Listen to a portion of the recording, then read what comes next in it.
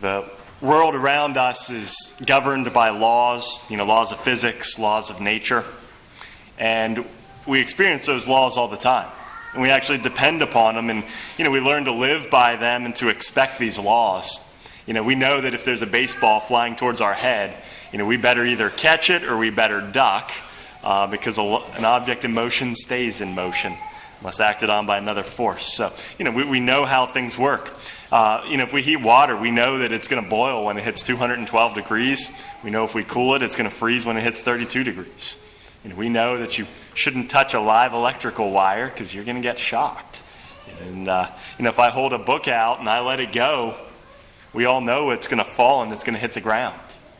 There's all these laws of nature around us, and we generally know how things work, and we depend upon these laws. I can't just reach out my hand and create a ball of fire in the middle of the air. That'd be pretty awesome if I could. Have a swirling ball of fire, but it violates the laws of nature. You can't create fire out of nothing. But one of the major factors that made Jesus Christ's public ministry so shocking and so amazing for the eyewitnesses was that he wasn't bound by these laws. When Jesus Christ stepped out on a lake, he didn't sink like a rock. He walked on water. When he reached out and touched a leper, the leper was cleansed. Human touch does not have the ability to take away a bacterial infection from somebody, but when Jesus Christ reached out and touched the leper, it was gone. At his word, a storm died down and the violent sea instantly became calm. And what this reveals, as people were witnessing this, is that the laws of nature are not absolute. They can be manipulated. They can be suspended. They can be changed. And the world as we know it, the world that as we've always seen it and always lived in it, it doesn't have to be that way. That there is a power that's deeper and more profound and more important that permeates the universe than what we see in the material world.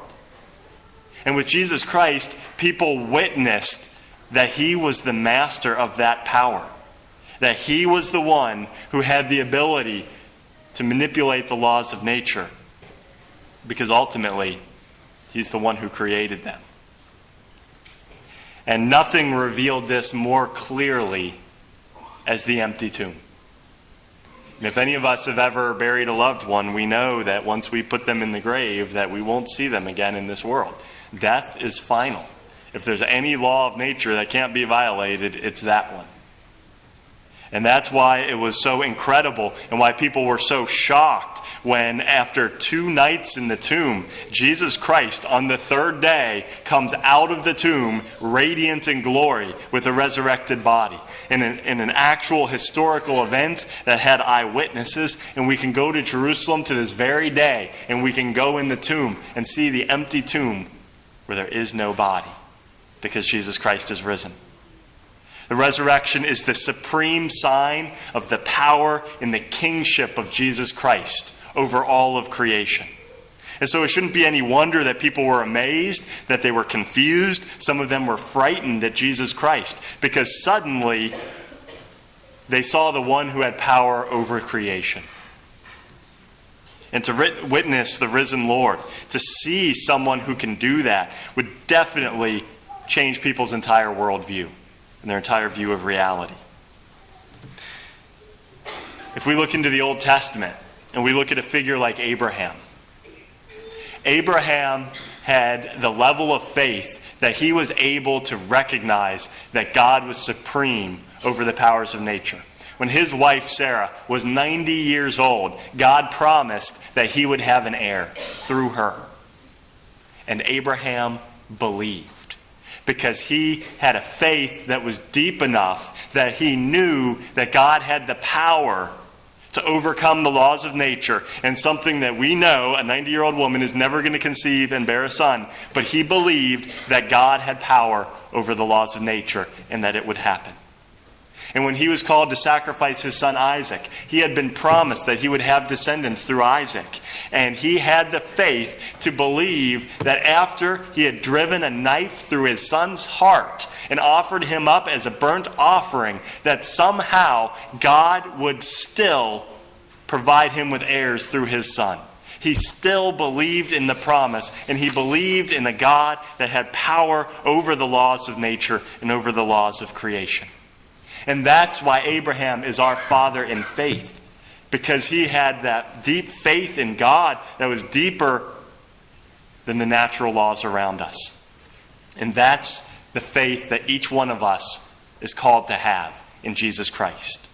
We're called to a faith that, witnessing the reality of the resurrection, we put our faith in Jesus Christ as the one who has absolute power over creation, and an acknowledgement that there are laws that are deeper and more powerful than anything in the material world. The faith in the resurrection of Jesus Christ changes our entire concept of reality, and in particular, as we look at the resurrection, it should give us a faith in immortality. That there is a form of life that Jesus Christ promises us that death does not take away. We call this life sanctifying grace. And if we have that grace within our soul, and it's that grace that comes first through faith in God, and second through the sacraments, through baptism, and if we lose that grace through confession, it's a life that does not end with death. And that form of life will be revealed fully at the end of time, when this creation will come to an end. The final trumpet will sound. This world will cease to exist and will be recreated. And the dead will arise and be reunited with their bodies. And those who are living united with Jesus Christ, with sanctifying grace in their souls, will reign with him forever.